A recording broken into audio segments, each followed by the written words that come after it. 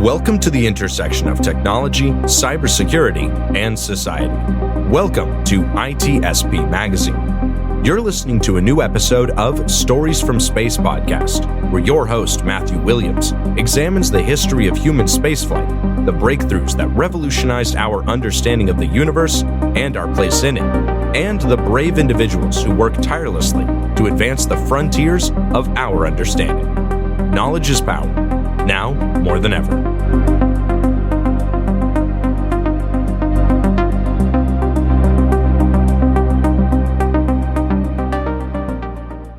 The authors acknowledge that this podcast was recorded on the traditional, unceded lands of the Lekwungen peoples. Hello, and welcome back to Stories from Space. I'm your host, Matt Williams. And joining me today is a very special guest, Keith Cowing, an astrobiologist, a former NASA employee, and the current editor and webmaster of NASAWatch. He's also the editor of spaceref.com, an online space news service, and astrobiology.com, an online resource about life in the universe. He's also an author, an educator, and an executive coach. Keith, thank you so much for coming on today. My pleasure. So, let's get right into it here. NASA is experiencing what I would probably describe as a terrible shakeup right now, as a result of the new administration, as a result of the hiring and firing of government employees. As someone who has covered NASA events at NASA and has worked for them for several years, what exactly is your take on this? This all started almost out of nowhere, moments after Mr. Trump was inaugurated as president, and the chaos ensued at warp speed. It's at the point now where he puts these things out every day called executive orders, which in essence tell everybody to do something, half of which are immediately challenged in court. But these things come out at such a rate that the government agencies here, just as they are understanding how they have to deal with one of them, two more arrive. So in NASA parlance, it's like drinking from fire hoses. And they have 5 or 6 at any given point that they're drinking from. And F equals MA, so every one of them is pushing somebody to the other side of the room, so it's chaos. But most of these have to do with what NASA does and who does it. And it's the same for all the government agencies. They have a goal of cutting back the workforce because they seem to think that if they cut 25% of the government workforce, they'll save vast amounts of money, but in reality, personnel cuts are 1 to 2% of the entire federal budget. They're not going to really change much of anything, but, it's all about appearances. So NASA, being a medium-sized organization, hasn't been hit hard yet. And I'll say that yet. If you were transcribing this, the yet would be in uppercase letters. Well, yes. So in terms of what they have been hit with, there has been, I know for a fact that their DEI office has been forcibly closed. They've been ordered to drop statements regarding climate change from their That's just started. That's the next. You'll ask me the question. So what's next, Keith? And I'll tell you that's next. But they're really going after DEIA, which is diversity, equal opportunity. It's in essence making the workforce representative of what our country really looks like in terms of, ethnicity, diversity, skills, age, gender, the whole thing. And that was almost instantaneous that they were ordered to remove all mention of those programs, all websites of those programs, anybody working on those programs. And then they went out to all the contractors and universities who get money saying, you have to, if we gave you money to do those things, you're not doing it anymore. And by the way, you have to remove all those rules from your website and we'll check back with you. And then they said, oh, by the way, we need to know if you forgot anything because we want to go get more of these people. And that was superseded by, oh, and by the way, now we're going to cut workforce. And it sort of went from an amateurish just respond to this email that you'd like to leave the government. And then that didn't work. So they would put memos out, each of which would change things. And eventually it became the retirement, I hereby leave the agency thing. And the courts put that off several times. But in the midst of all that, they were scrubbing things that justified the programs that a lot of these people were working on so as to make their departure from the government easier to do. And so we're sort of at that point right now where that process is underway just to get rid of people. Yes. And what's so, next? yes. What's next? Yes. One of the things NASA does is study our planet. And most people aren't aware of this, I guess, because they vote weirdly. But we live on a planet. And one of the ways you understand what's happening on this planet is to study other planets. And you study other planets, and compare them to each other. And out of that becomes an emergent property of how planets and climate and all these things work together. Well, for some reason, Earth is special, not just because we're living on it, but because the current administration thinks that the theories behind how we're changing our climate, because we can do that, are bogus and bullshit and just not real. So that is now on the list of things to be purged. Now, NASA isn't the only government agency here in the States that studies climate. You have the National Oceanic and Atmospheric Administration, which is NOAA, part of the Commerce Department. Between NASA and NOAA, we launch and operate virtually all the satellites that the United States puts up that study climate and weather forecasting, El Nino, floods, the whole thing. Add in the National Science Foundation and the USGS, the United States Geological Survey. They also study the Earth. Now, together, these organizations over the years will all work together. You'll see people with grants to study climate change and so forth, and they'll get grants from NOAA, NASA, NSF, USGS, and a lot of other places. There will be a systematic series of executive orders that go to each of these organizations saying, you're not doing it anymore, remove all that stuff, come back to us and tell us how much you were spending, how many people there are, where they are, and we're going to remove that. And what's left, they'll probably leave some things because they want to have satellites up that are looking at weather, and it'll be consolidated somewhere. I don't think it'll be in two agencies. There's always been talk of making NOAA disappear or bring it into NASA. But there's also been talk of taking NASA's Earth Science and putting it in NOAA. But since they probably want to destroy NOAA, we're probably going to keep it here and shrink it. If you've lost your way in what I'm saying, you're not the only one who's confused about this. So essentially, just another day under the Trump administration. Since inauguration, It's been unmitigated chaos. Well, on a good day. Yes, that is frightening to know. And in fact, I did hear there had been some talk about how NOAA was being targeted next, how they were to remove all mention of climate change from their research and literature. It's hard to know. I mean, yes, the news is coming at us so unbelievably fast. I also wanted to get your opinion, obviously. Now, the appointment of Jarrett Isaacman as NASA administrator, his position there. I heard some people who were clearly looking for a silver lining saying, well, this will be to the benefit of NASA itself. The guy believes in space exploration and so forth. And of course, Musk being appointed to an executive role, which does not exist officially and is not elected and so forth. What are your thoughts on those moves and how might those impact the space sector? Well, right now, the way that they normally do this when a new administration comes in, they fill the big slots first, and that's the cabinet level agencies or departments.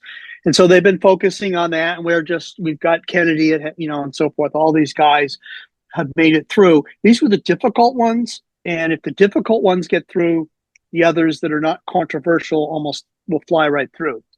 And so the next tier is likely going to include NOAA, NASA, National Science Foundation, and these second-tier organizations, which are often called cabinet-level agencies. They're not part of the cabinet, but they're big and powerful, and their leaders are seen as peers, even though they're not technically in the president's cabinet. Now, there's a problem here in that we've got the first tranche through. Just as we're getting ready for the other guys, the Democrats have said that they're going to oppose every nominee in a way that makes each one like pulling teeth, putting them back in and pulling them out again. And as that is happening, even if you've got somebody who's, perfectly acceptable, they're going to have to get in line. Oh, and there's generals and there's other undersecretaries and so forth. Oh, and by the way, just as this is picking up, we're coming to the March 14th deadline here in America where this whole budget thing is going to explode in a messy way and totally preoccupy Congress. So the real question is whether they're going to get any of these additional nominations through before that. So when it does happen, Mr. Isaacman, I'll tell you, I'm absolutely going to give the man the benefit of the doubt, just like you did Jim Bridenstine. And I have to say, I thought Jim was a wonderful administrator. I wish he'd come back, but he probably, burned a few too many candles at both ends in the years he was there. And God bless him for doing that. Isaacman, in many ways, is like him. He comes from the private sector. He's self-made. He's rich and all that. But, he's put his money where his mouth is, literally. He's bought rides into space. He's gone into space. And he's done it in a very, there's a long word, eleemosynary, in the public interest. And he raised a gargantuan amount of money for St. Jude's, did every outreach thing he could think of. And so, I sit back and I look at the guy. I've heard what he said. I got to say that he gets space exploration and it's his dream to be involved.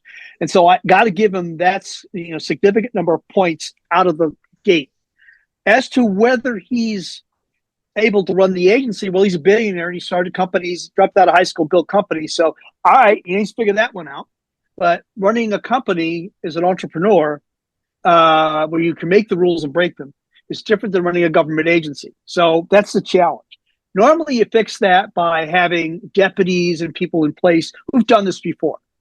And they've recently brought Janet Petro up from Kennedy Space Center to run the place in an acting fashion. The question is, will she become the deputy administrator? We don't know. That said, there's some big decisions that are going to come to NASA, one of which you were going to ask about, I'm sure, is the whole moon thing, the SLS, Orion, Gateway. And yeah, that's, I get asked about this a lot. Is it too expensive? Yeah. Is it behind schedule? Yes. Is it a good rocket? It worked the first time. I'm sure this hardware will all work, but is it the best way to go back to the moon? There's probably better ways. And you just go to Twitter and you can find 15 people telling you by 9 o'clock in the morning how they would do it if they could get their PowerPoint and cartoons turned into rockets.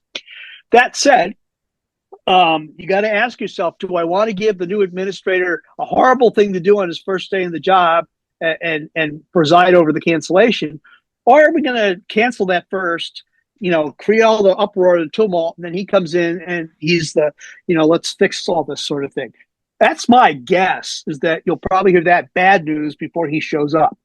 I would do it that way. That way you give him, a tabula rasa, a blank slate to pick up and run with. But right now, I don't know of anybody who's against it other than some of the Republicans who say, hey, you gave a couple $100,000 to Democrats. Well, so did Trump. So I don't know what the problem's going to be there. I think that'll be the bulk of the questions. But then there'll be, are you ready to lead these people? What are you going to do when half your, quarter of your workforce disappears? I mean, those are going to be the real questions he gets put to. And again, he's run a company. So I think he'll probably, if not have the answer, no, you know what, I got to get that answer, and I'll get back to you tomorrow morning with that. Yes. So if you were to put money down on what the next few years holds, is that, yes, NASA is going to have its funding cut, its personnel cut, and they're going to expect Jared Isaacman to basically, with his entrepreneurial background, to cut through the red tape and make everything happen for cheap? Is that fair? Happen. I don't know about cheap, but happen. And of course, I have to drop into why you're talking to me in 2025. When I started doing this in 1996, I started doing that when I quit NASA after the Space Station Freedom was reorganized and my entire office was blown up and all that. And I quit. And I started the website NASAWatch when my friends at NASA were telling me that there was a reduction in force threatened. And I got a chart forwarded to me that said, it just had a presentation where they talked about fear as a tool in corporate downsizing. Direct quote. Here we are 30 years later. The same thing is happening again, except it's fear on steroids. Whereas before it was people worried about their job. Now it's, we're not even going to give you time to cry about losing your job. We're just going to, they know the cost of things. They don't understand the value of things. And that is what they're really facing at NASA right now. So Isaacman's got to come into that and somehow talk to a bunch of people that, the ones who were fired are gone. You don't have to worry about them. They're gone. It's the people who stayed, who watched their friends get fired, who probably had to compete with them to keep a job, who have been traumatized for months. Like, do I have a job? Do I send my kids to college next fall? Do I whatever? And they're recovering from that. And, oh, by the way, we're going to change everything we were going to do and go to the moon. But, oh, wait, we're going to go to Mars, too. And we're going to do it a different way totally that we haven't figured out yet. And you're sitting there having just been beat up by the tennis match of, whiplash. And you say, oh, okay, yeah, I'm here. And that's what we're looking forward to. And by the way, if you go look at the Doge charts, they just put one up today, and the average work age at NASA is in the 50s. So this isn't a bunch of, right stuff, Apollo 13, let's work the problem, people. It's a bunch of older folks who probably have a lot of skills, but haven't had to run marathons, so to speak, for quite some time. And they're going to fire people too. And the people who are going to get laid off are likely the ones last brought in, which are the younger people, the minorities, the women, and so forth. So that diversity and recent hires and new smarts may not be there. So sounds like a lot of problems. Out of chaos comes opportunity, I guess. And Mr. Isaacman, I wish him well. So some good could come of this. That's what I'm choosing to take from that, because there is. It's not all bad. It's mostly bad, but it's not completely bad, because there will be people left over after the earthquake, tsunami, impact event, whatever is going to happen with the agency. And by the way, it's happening everywhere else. So it's not like the NASA people will be moaning and groaning. It'll be everybody and my neighbors here in Washington, D.C. saying, you want to buy my house? Yes, I understand. Also, this is basically the stuff of rumor and speculation, but I did, in fact, ask my boss at Universe Today if I had permission to go off and investigate this. So tell me if you've heard this one, I imagine a few times now, that Elon Musk is using his position as being right there in Trump's right hand to basically advocate for the exploration of Mars, to bypass going to the moon, or something to that effect. Now, I've seen no evidence of this beyond the fact that Trump had announced that, yes, Mars, we want to plant the flag there and ramble. And of course, Elon Musk was there beaming happily. So is there any, do you think there's any merit to this, that Artemis You've described it well, and I have had that same sort of sniff and feeling that that's going on. I mean, you got to look at, again, what Trump said about Mars, how he said it, and the reaction of the people who want to go to Mars.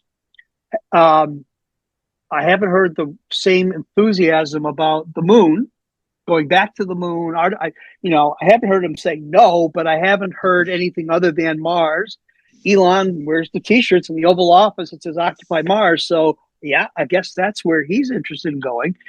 Jared Isaacman bought 2 flights from Elon Musk, and he's a Mars guy too.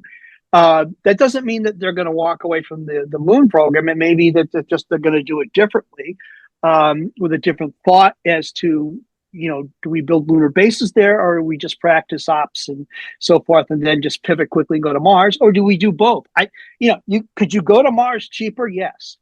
Anybody can do it cheaper than NASA. Safer? I don't know. More that those are the other things that we'll see proved out.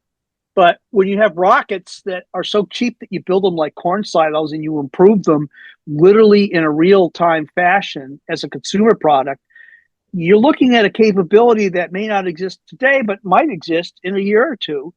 Whereas with NASA, it's launch a rocket every 2 or 3 years and hope it all works right. And if it doesn't, you're hosed. Whereas with Musk, he goes, hey, here's my blooper reel. I mean, he's got a totally different take on it because he builds these like corn silos. Yes. So that's the paradigm. It's not a paradigm shift.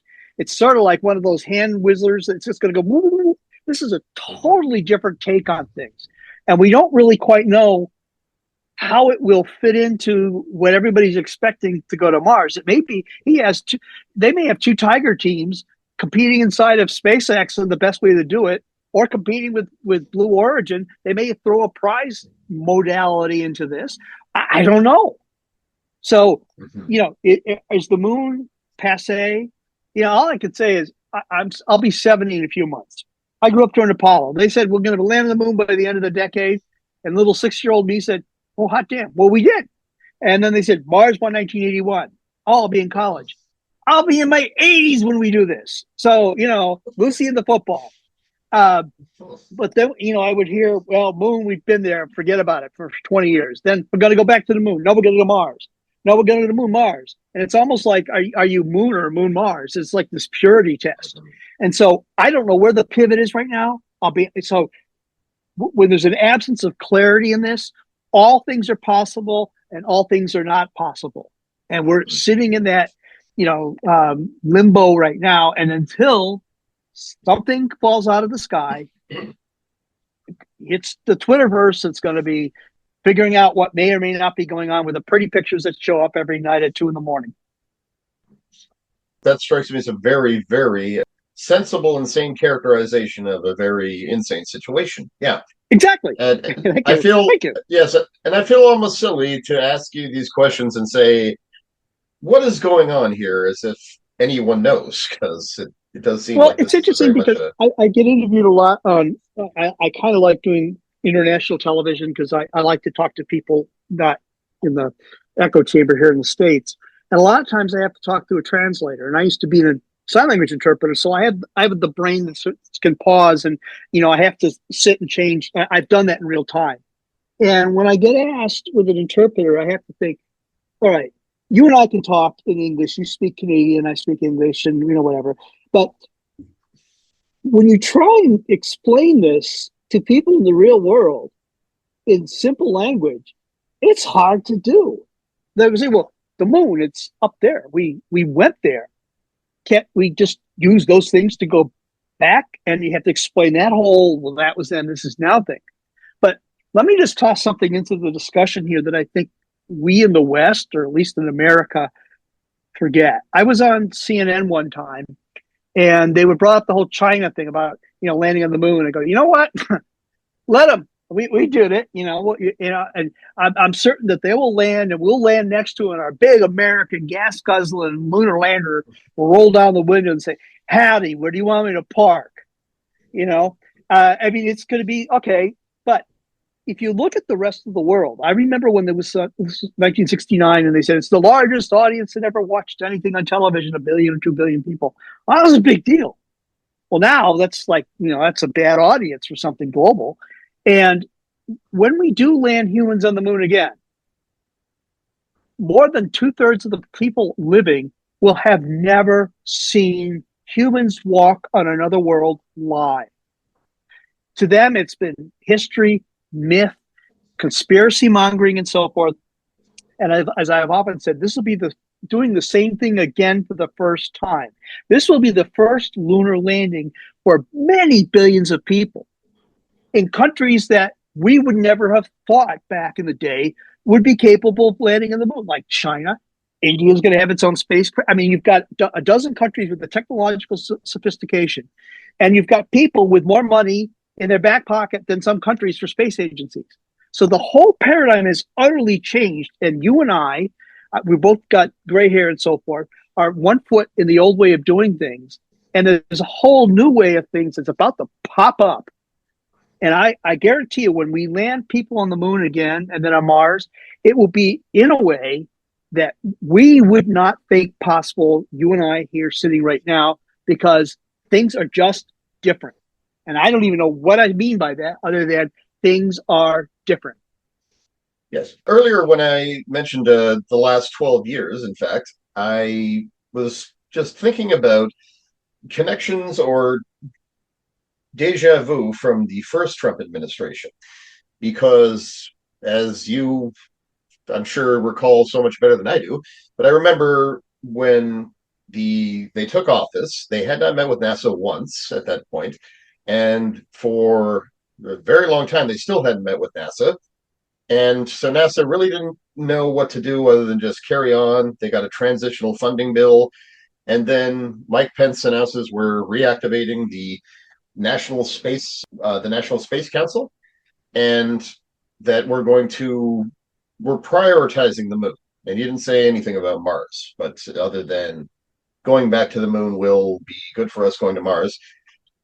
Then he moved up the timetable, 2024, or heads are going to roll. And myself, I immediately began anticipating, oh my God, they're gonna have to scrap the lunar gateway and all that, because there's no way they can have that deployed in time, which ended up being the case. And then, of all things, Donald Trump undermined what they were doing by publicly stating, "Why are we going back to the moon? We should be going to Mars." He tweeted that, as I recall. Yep. Yes, and yes, at this point, I've sort of been scratching my head since, looking at NASA's preparations. So, putting aside the chaotic situation we're now in, it's like, okay, so NASA's current mission architecture for Artemis is that they're still got to launch Artemis 2, fly around the moon, come home. Then Artemis 3, it's going to consist of the Orion spacecraft with crew launching, SpaceX launching their Starship HLS, the human landing system, it refueling several times over in order to get enough fuel. Yeah. Then it's going to rendezvous with Orion. Then it's going to take 2 astronauts down, bring them back up, and basically drift in lunar orbit till whatever. Now, of course, everything about that seemed like, well, that seems very inefficient and wasteful, frankly. But yeah, that is still their current mission architecture. So I'm wondering, yeah, what is the likelihood that they're actually going to make their original deadline of 2028 with Artemis 3? Yes, at this point, is there even a hope that this will take place, that the SLS will be used, etc.? Well, this is again back to the issue. I know that this discussion is happening. I don't know that they've made the decision yet, because it's trivial compared to all the other nonsense that we see going on, Ukraine and Treasury and judges and all this sort of stuff. But if they do decide to discontinue Orion and SLS, I guess the question is, are you just going to fly the ones you have, which would be the next couple, or are you just not do it at all? I don't know what the answer is to that. I suspect that the next Orion flight, they're stacking the hardware now, so I got to think that's probably likely they'll do that. As for the other one, yeah, it's real complicated. It's complicated because Gateway's in the middle. If you were to cancel Gateway and say, we're just gonna maybe you can launch the crew into orbit on an SLS and maybe bring some food with you or whatever, but we're going to have a Starship in orbit that's going to go to the moon and come back, and you just fuel it more times, then it becomes simpler in that you don't have the Gateway and all that, all those halo orbits and all that stuff is gone. You're just going to go to the moon, do the thing, come back. For all we know, then he may land another Starship ahead of time with all the stuff so that the one that can land just has fuel to come and go. I don't know. It really comes down to, if you're going to cancel SLS, how do you cancel it? When do you cancel it? Will the funding there be cut, or will the funding shift over? When you cancel a program, you don't keep the money. Never happens in government. It goes away unless you reprogram or do something else. And of course, you've got to ask the question then, well, how do you get the bids in? Well, are you going to have SpaceX bid? There's a conflict of interest, maybe. We just had that thing where the Department of Defense down here supposedly had a $400 million bid for armored Cybertrucks, and suddenly they had to monkey with that procurement, and that's sort of in limbo. So are they going to have, Blue Origin bid? Well, Blue just fired 10% of their workforce. I don't know. It all comes down to how you do this, and if you put the facilities in place to ask for a new approach that goes through a procedure where you get hardware and mission ops and everything, and the money to do it, and the commitment to do it, and a timeline to do it by 2028. That would really, I don't know. I honestly don't know at this point. This is an equation with 77 variables in it, and it's it's really hard to collapse that into something. And unfortunately, because there's a lot of smart people that follow this, that's where you get the whole Twitterverse going off, and Elon just loves to jump in the middle of that. And it just swirls around. So everything seems real, even though it's not. Thank you, Keith. This effectively ends part 1 of our look at recent changes at NASA and how they could affect the future of the space agency. Stay tuned for part 2, coming soon, where we'll get even deeper into the big questions about, such as, will NASA make it to the moon again before the Chinese send taikonauts there for the first time? All that and more coming soon. Thank you for listening. I'm Matt Williams, and this has been Stories from Space.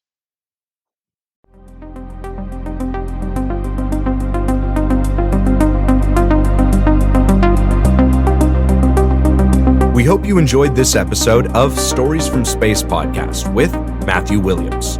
If you learned something new and this podcast made you think, then share itspmagazine.com with your friends, family, and colleagues. If you represent a company and wish to associate your brand with our conversations, sponsor one or more of our podcast channels. We hope you will come back for more stories and follow us on our journey. You can always find us at the intersection of technology, cybersecurity, and society.